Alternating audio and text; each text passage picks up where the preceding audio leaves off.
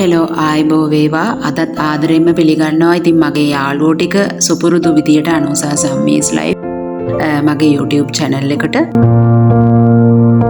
Cleaning video එකක් තමයි තියෙන්නේ.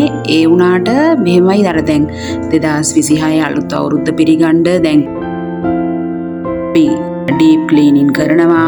ඉතින් ඒ විදිහට එක කොහොමත් වැඩිපුර සුද්ධ පවිත්‍ර කරනවනේ. ඉතින් ඒ හින්දානේ ඉතින් අපි ඩීප් ක්ලීනින් කරනවා කියන්නේ අර වඩාත් ගැඹුරු විදිහට වඩාත් බරපතල වල විදිහට ඒක කරන හින්දානේ. ඉතින් මම හිතුවේ නෑ මගේ ඩීප් ක්ලීනින් එක මට මේ විදිහට මේ අවස්ථාවේ කරන්න සිද්ධ වෙයි කියලා. නොසිතූ විදිහට ඒක මාරම ඩීප් එකක් වුණා. ඒ කියන්නේ දැන් මාත් ඔය දැන් සමහර සහෝදරියෝ කරන බ්ලොග් දිහා බලලත් මම හිතුවා මමත් වීඩියෝ එකක් කරන එක කෙසේ වෙතත් මමත් මගේ ගෙදර දැන් කොහොමත් පිරිසිදු කරගන්න ඕනේ. දැන් අපි නිතරම පිරිසිදු කරනවා. ඒ හින්දා ඉතින් ලොකුවට ජරා වෙන්නේ නෑනේ. ඒ නිතරම පිරිසිදු කරන හින්දා ඒ වුණාට ඉතින් අර ගම් වතුර තත්ත්වයක් එක්ක ගේ ගොඩක් විනාශ වුණා, ජරා වුණා. ගොඩාක් අපිරිසිදු ජල කඳක් තමයි ගේ ඇතුලේ තිබුණේ දවස් 2-3ක් හරි. ඉතින් ඒ හින්දා ගේ හොදලම දාන්න වුණා. ඉතින් අර මේ මඩ ටිකක් ගේ ඇතුලේ තිබුණොත් වේලෙනවනේ. ඒ හින්දා අර වතුර බැහැගෙන යනවත් එක්කම පොඩි තෙත ගතියක් ගේ ඇතුලේ තියෙද්දිම වතුර දාලා හොද ගන්න ලේසි. ඉතින් ඔක අත්දැකීම තියෙන යාළුවෙකුත් මට කිව්වා මේ හස්බන්ඩ්ටත් කියලා තිබුණා ඉක්මනට මඩ වේලෙන්න කලින් හොද ගන්න කියලා. ඉතින් ඒ හින්දා අපේ සාලි කෑල්ලේ මේ වෙන විටත් වතුර බැහැලා තිබුණේ නෑ. නමුත් අර කෑම කාමරය කිචන් එකේ ඔය සෙට් එකටම තියෙන එක පොළවේ එක උස ප්‍රමාණයකින් ඉතින් ඒ ටික හොදලා මේ සුද්ධ පවිත්‍ර කරගන්න තමයි අපි දැන් මේ සූදානම් වෙලා ඒ දේ කරගෙන යන්නේ. ඉතින් මේ වෙලාව වෙනකොට ඉතින් අපි දෙන්නා බරටම වැඩ මේ දුවනම් ඉතින් ඇත්තටම නිදි. ඉතින් එයා කොහොමත් මේ වැඩේට සම්බන්ධ කරගන්නේ නැහැ. එයාලා මේවට එන්නෙත් නැහැ. අනික මේ වගේ අපිරිසිදු වතුරක් අපි හොදාගන්න. ඉතින් එතකොට එයා මේ වගේ වැඩවලට යොදා ගන්න බෑ. ළමයිව ඈත් කරලා තියන්න වෙනවා කොහොමත්. ඉතින් දැන් අපි සාලි කෑල්ලේ උඩ කොටසේ කියන්නේ කෑම කාමරය, නිදන කාමරය, මේ කොරිඩෝ එක ඒ ටික අපි හොදාගෙන තියෙන්නේ. උනට තව පාරක් හොදා ගන්න ඕනේ. අර ප්‍රධාන වශයෙන් ඉතින් අර සබන් කුඩු ඒ වගේ දේවල් දාලා අපි හොදාගත්තා. ඩෙටෝල් හැම ඔක්කොම දැම්මා. ඉතින් ඒ පළවෙනි අදියරේ හොදගෙන ඉවරයි. ඊට පස්සේ ආවා හැම අපේ පුංචි පහේ කුස්සියට. ඉතින් ඒක හොද ගන්න තමයි දැන් ඔය හදන්නේ. ඉතින් අර මම හිතුවා වගේම මඩ ගතියක් අර ඒ කබඩ් වල දොරවල් වල රැඳිලා තිබුණේ නැතත් අර යට දාරවල වගේ තැන්වල රොන් මඩ වගේ දේවල් තැම්පත් වෙලා ඔය තිබුණා. ඉතින් මම අර විනාගිරි එතකොට ලුණු කැට කීපයකුත් දැම්මා මං හිතන්නේ. විනාගිරි එතකොට විම් ලික්විඩ් එක එහෙම දාලා තමයි හොඳ උකුවට වගේ දිය කරගෙන මේ මික්ස් කරගෙන ඔය හොදන්නේ. හැබැයි මට ඔතනදී ඔයාලට උනත් තේරෙයි මම ලොකු වැරද්දක් ඔතනදී කරනවා. ඇත්තම මම මගේ ආරක්ෂාව ගැන හිතලා අත් දෙකට ග්ලව්ස් දෙකක් දාගන්න මට ওই වෙලාවේ අමතක වුණා. මම අනිවාර්යෙන් කළ යුතුම දෙයක්. මොකද හැම විස බීජයක්ම ওই වතුරේ ඔතන ඔය තැම්පත් වෙලා තියෙන දේවල් අතර තියෙනවා. ඇත්තම කියනවා නම් මට මේ වීඩියෝ එකට එඩිට් කරනකොට තමයි මට ওই කාරණේ මතක් වුණේ. දෙයියනේ මම ග්ලව්ස් දෙකක් දාගෙන නෑනේ මේ ජරාවක් මේ විදියට මේ පිරිසුදු කරේ කියලා. ඉතින් අර අතේ ඉතින් හැම වෙලේම දැවටුණා. ඉතින් අර විනාගිරි ඩෙටෝල් ඔය වගේ දේවල් ඉතින් ඒ හින්දා සමහර විට ලොකු ප්‍රශ්නයක් වෙන එකක් නැති වෙයි නේද කියලා මම ආයෙ හිතුවා. ඉතින් ඔය අවස්ථාවේ හස්බන්ඩ්ුත් මගෙන් අහනවා කෝ අර මේ සබන් කොඩුව එක තියෙන්නේ කොහෙද එහෙම කියලා. ඉතින් අර දැන් බඩු හැම ඔක්කොම මේ හිමේ දාලානේ තියෙන්නේ. ඒවා උඩට දාලා එහෙම මම පස්සේ කිව්වා නෑ මටත් කල්පනාවට ආවේ නෑ එකපාරටම. ඉතින් ඕව ඔක්කොම අමතක වෙලානේ දැන් තියෙන්නේ. ඉතින් ඒ හින්දා මේ මං කිව්වා කොහොම හරි ආයේ කොන්න බාත්රූම් එකේ ඇති කියලා. ඉතින් එයාලගේ එක එක දේවල් නේ නිදහස. ඉතින් වැඩක් කරගන්න බෑ. ඉතින් මේ වෙලාවෙ හිම දොස් කියනවනත් නෙමෙයි. මොකද එයාලත් අර බඩු තිබ්බ තැන් වෙනස් වෙලානේ තියෙන්නේ. ඉතින් එතකොට ඒවත් අහනවා. ඒවටත් උත්තර දීගෙන තමයි මේ වැඩේ කරගෙන යන්නේ. ඉතින් ඔය වෙලාවේදී ඉතින් ඔය වැඩේ කරගෙන යන අතරතුරදිත් මම තනියම කල්පනා කරේ අපිට නම් හොදලා කරලා සුද්ධ පවිත්‍ර කරලා ගන්න ගයක් තොරක් ඉතුරු වෙලා තියෙනවා. ඇත්තටම අපේ එහෙම අනිත් අයට සාපේක්ෂව බැලුවාම මහා ලොකු විනාශයක් වෙලා නැහැ. ඒ වුණාට මේ අපිට ඒ හොදලා ගන්න ගයක් දොරක් ඉතුරු වුණාට සමහරුන්ට ගයක් දොරක් තිබුණු තැනක්වත් හොයාගන්න නැති තත්වයකටපත් වුණා. ඉතින් මේ මිනිස්සු කොහොමව දරාගෙන ඉන්නවද කියලා ඉතින් අපි ඔය හැමෝම වගේ කල්පනා කරනවා. ඉතින් මොනව කරන්නද? එක එක්කෙනාට හැමදේම සිද්ධ වෙන්නේ අමුතුම වෙනස් විදිවලට. සමහර විට මේ හැමදේම අපි කරපු දේවල්ම හින්දා අපේ කර්මය නිසාම කියලා කියන්නත් බෑ. මොකද ඒක අපි කරපු දේවල් හින්දාම සිද්ධ වෙන දේවල් කියලාත් සමහර අවස්ථාවල කියන්න බෑ. මොකෝ මේ දැන් අපි හැමදේම කියනවානේ මේ අපි කරලා තියෙන කර්මයට තමයි මේ හැමදේම සිද්ධ වෙන්නේ කියලා. මම නම් ඒක ගොඩක් විශ්වාස කරනවා. නමුත් හැම අවස්ථාවෙම ඕක කියන්නත් බෑ. ඉතින් අර තව කෙනෙක් නොසලකෙල්ලෙන් කරන දෙයක් හින්දාත් අපේ ජීවිතවලට හානි වෙන අවස්ථා අපි දැකලා තියෙනවා. ඉතින් ඒ වගේ අවස්ථාවල අනේ මන් දන්නේ කොහොම කරත් ඉතින් මොනවා වුණත් සිද්ධ වෙච්ච දෙයට අපි දැන් අර අපිට නම් හිත හදා ගන්න පුළුවන්. අපිට කියන්න ලේසි. අර කියනවනේ කතාවක් නේද මේ ප්‍රශ්නය තමන්ගේ නොවන තරමට උත්තරය දාර්ශනිකයි කියලා. අන්න එහෙම නේද කියන්නේ. ඉතින් ඒ වගේ අපිට ඉතින් එක එක ලොකු වැකි දාන්න පුළුවන්. ලස්සන වදන් දාන්න පුළුවන්. ඉතින් ඒ මොනවා දැම්මත් මොනවා කිව්වා කෙරුවත් ලස්සන උපමා කතා ඒ මොනවාවත් වැඩක් නෑ. ඒවා ප්‍රායෝගික නෑ. ඒ කොච්චර අපි මොනවා කිව්වත් අපි මොන බයිලාව කිව්වත් ඒ ප්‍රශ්නෙට මුහුණ දුන්න කෙනාට තරම් ඒ ප්‍රශ්නේ ගැන තියෙන වේදනාව තව කෙනෙකුට කොහොම කරත් තේරුම් ගන්න බෑ. දැන් මට මගේ ගෙදර සුද්ධ පවිත්‍ර කරනකොට මේ දැනුණු සුළු අවුල් සහගත තත්ත්වය තව කෙනෙකුට තේරුම් ගන්න පුළුවන් වෙයි. හැබැයි ඒක ගැඹුරින්ම දැනෙන්න නම් Tamanටත් ඒ දේ වෙන්න ඕනේ. ඉතින් එහෙම වුණොත් තමයි ඔක හරියටම ওই ප්‍රශ්නේ තේරෙන්නේ. ඉතින් එහෙම කාටවත් සිද්ධ වෙන්න එපා කියලා තමයි මම ප්‍රාර්ථනා කරන්නේ. හැබැයි මගේ ප්‍රාර්ථනාව එහෙම වුණ පළියට එහෙම සිද්ධ වෙන්නේ නැහැ. ඉතින් සිද්ධ විය යුතු දේවල් මේ ලෝකේ අපිට මොන විදියට මොන කාලෙදි සිද්ධ වෙයිද දන්නේ නැහැ. කොයි දෙයකටත් මූණ දීලා ඉන්න එක තමයි අපිට කරන්න තියෙන්නේ. අපි මේ වගේ කරදරයක් වුණාම නම් ජීවිතේ අනිත්‍ය බව මෙනෙහි කරනවා. කාටවත් උගුල් අදින්න හොඳ නැහැ, කාටවත් අංචි අදින්න හොඳ නැහැ කියන එක ඔලුවට ගන්නවා. තමන්ට පාඩුවේ කාටවත් කරදරයක් නොකොට ජීවත් වෙන්න ඕනේ කියලා ඔය වගේ හොඳ අදහස් මේ කාලේදී මිනිසුන්ගේ හිතවලට එනවා. මේ ජීවිතේ හරිම කෙටි, කොයි වෙලේද දන්නේ නැහැ, මොනවා වෙයිද දන්නේ නැහැ. මේ ඊළඟ මේ නිදියගෙන හැරෙනකොට ඊළඟ දවසේ ඉඳීද දන්නේ නැහැ. නිින්දෙන් අපිට මොනවා වෙයිද දන්නේ නැහැ. ඔය වගේ දේවල් අපි හිතනවා. ඒ හිතුවා වුණාට ඒ වෙලාවට විතරයි මේ සිද්ධි ඔක්කොම සිද්ධ වෙලා ඒවා මිනිස්සුන්ට ඒවා අමතක වෙලා යනවා හරි ඉක්මනට. ඉතින් ඒ යනවත් එක්කම ඔය කිව්ව කතන්දරත් ඔක්කොම අපි අමතක කරලා දානවා. එතකොට ජීවිතේ අනිත්‍ය බව වැටහෙන්නේත් නැහැ. තව කෙනෙක් කපලා කොටලා අපි උඩට යන්න ඕන නේද කියන එක ඒවා වෙනස් වෙන්නේත් නැහැ. ඒවා ඉතින් සුපුරුදු විදියට මේ වැරදි ආපහු බොහෝ දෙනා කරන්න පටන් ගන්නවා. ඉතින් එහෙම නෙමෙයි, එහෙම නැතුව හැමදාම මේක ඔළුවේ අපි තියාගෙන ඉන්න ඕනේ. මට නම් හිතෙන්නේ මේක අර කොරෝනා කාලෙදී සිද්ධ වෙච්ච වගේම දෙයක් කියලා. මොකද දැක්කනේ අර මල කඳන් පස් කඳු වලට යට වෙලා මේ හොඳට මේ හිටිය සමහරට නිදිය ගන්න යද්දි හීනෙන්වත් හිතුවේ නැති දේවල් නිින්දෙන්ම මරණය උදා වෙලා තිබුණා ගොඩක් මිනිස්සුන්ට.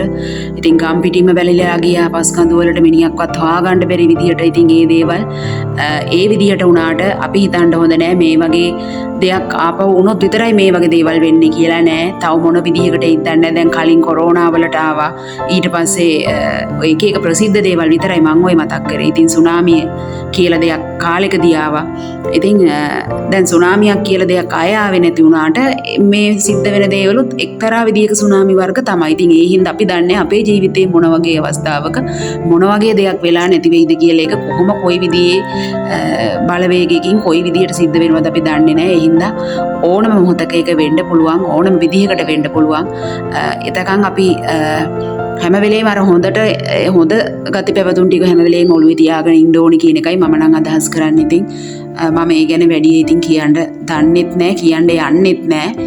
අපි හැමෝටම පොඩියට හරි මොලයක් තියෙනවා. ඉතින් අපි ඒක කල්පනා කරලා යහපත් විදියට තමන් ආගම ආගමානුකූලව තමන්ගේ ආගම මොකක් වුණත් මං හිතන්නේ ඔය කිසිම ආගමකින් මිනිස්සුන්ට නරක දේවල් උගන්වනවා කියලා නරක විදියට ජීවත් වෙන්න උපදෙස් දෙනවා කියලා ඉතින් ඒ හින්දා හොඳට අපි ඉන්න බලන්න ඕන අපිට 100% හොඳ වෙන්න බෑ මේ කියන මටවත් 100% හොඳ වෙන්න බෑ මටත් ගොඩක් වෙලාවට තරහ යනවා ඉතින් ඒ වගේ ඕන තරම් වැරදි අපි අතරේ තියෙනවා අපි ළඟ තියෙනවා ඉතින් පුළුවන් තරම් ඒවා හදාගන්න තමයි හොඳ විදියට කරන්න තමයි දැන් උත්සාහ කරන්න ඕනේ ඉතින් හොඳ වතුර පාරක් අල්ලලා ඉතින් අර කොහොම මැදගත්තට පස්සේ අපි ඔය පැන්ට්‍රි කබඩ් ඇතුලේ සුද්ධ කරගනිමින් තමයි ඉන්නේ.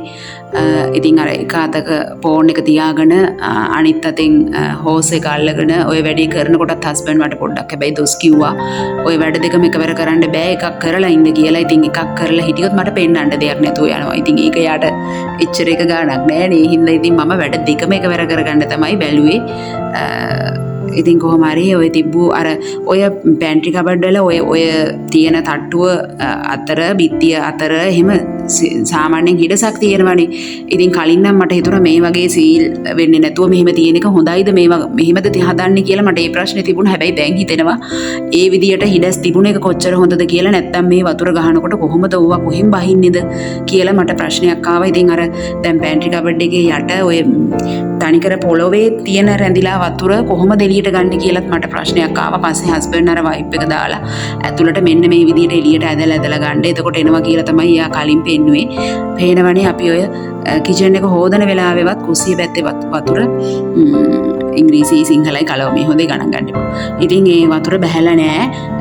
ඒවා කොම් බහිනකන් හිටියොත් මේ කුස්සිය මඩ තට්ටුව ගොඩාක් වේලෙන්න බලනවා. ඒ හින්දා තමයි අපි හේතුවේ.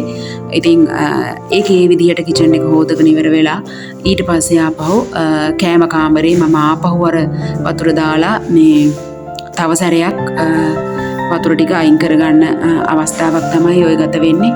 දැන් මම මේ වොයිස් කරන්නේ අද පොයේ දවසේ උදේ. ඉතින් අද අපි සිල් ගන්න යන්න අනුරාධපුරේ යන්න හිටිය දවසක් තමයි. හැබැයි ඉතින් මේ සිද්ධ වෙනකොටම දැනගත්තා මේ ගමන මේ සැරේ යන්න වෙන්නේ නැහැ කියලා.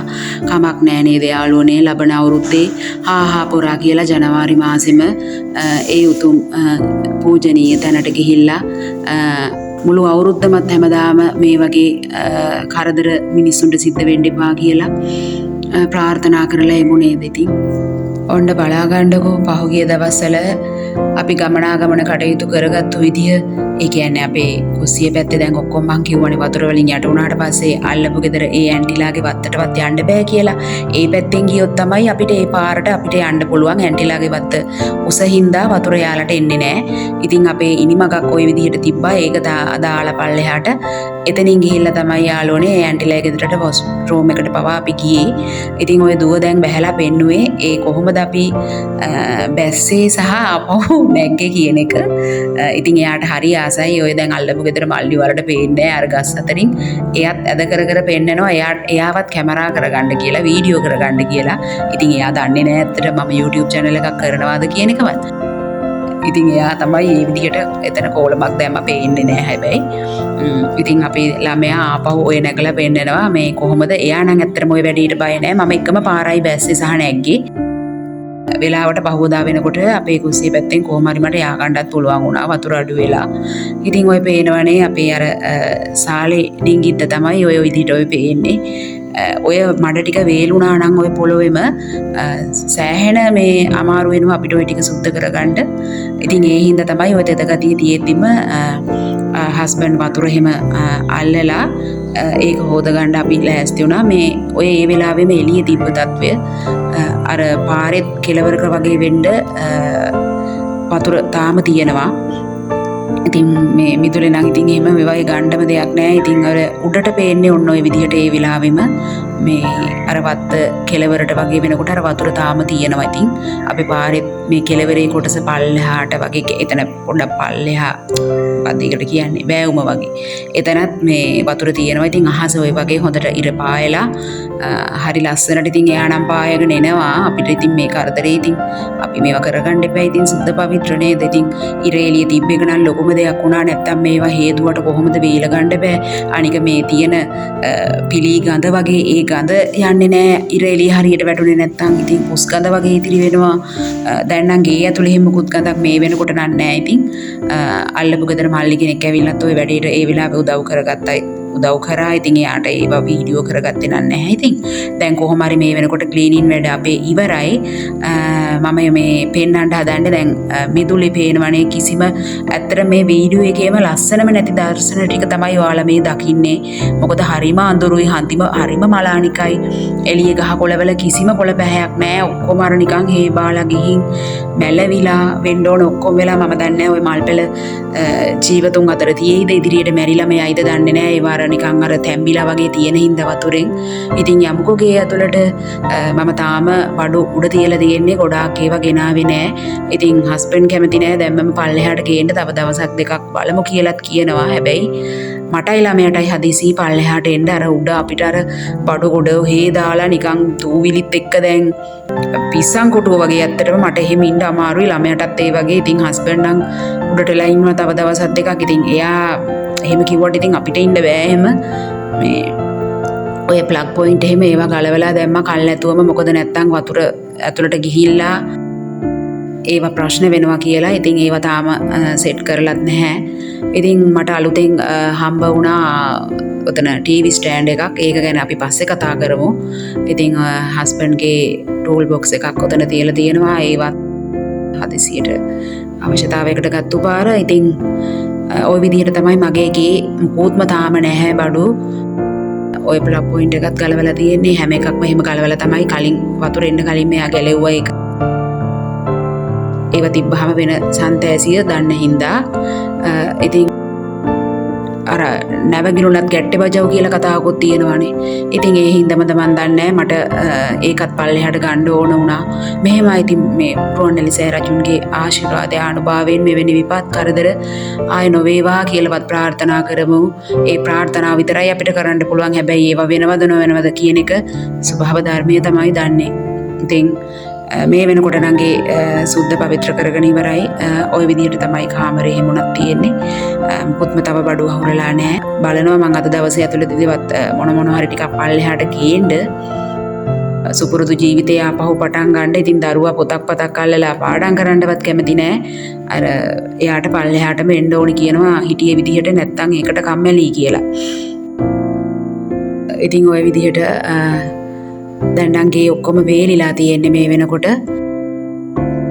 බලමු කුස්සියට ගිහිල්ලා. ඔන්න මගේ කුස්සියේ මම මේ විදිහට බඩු ටික දැනට හොරගෙන තියෙනවා. තියෙන ටික ප්‍රධානම ටික වගේ. ෆ්‍රිජ් එක නම් මං නැවත මේ කුස්සිය ඇතුළට ගන්නවා කියන අදහසක් නැහැ.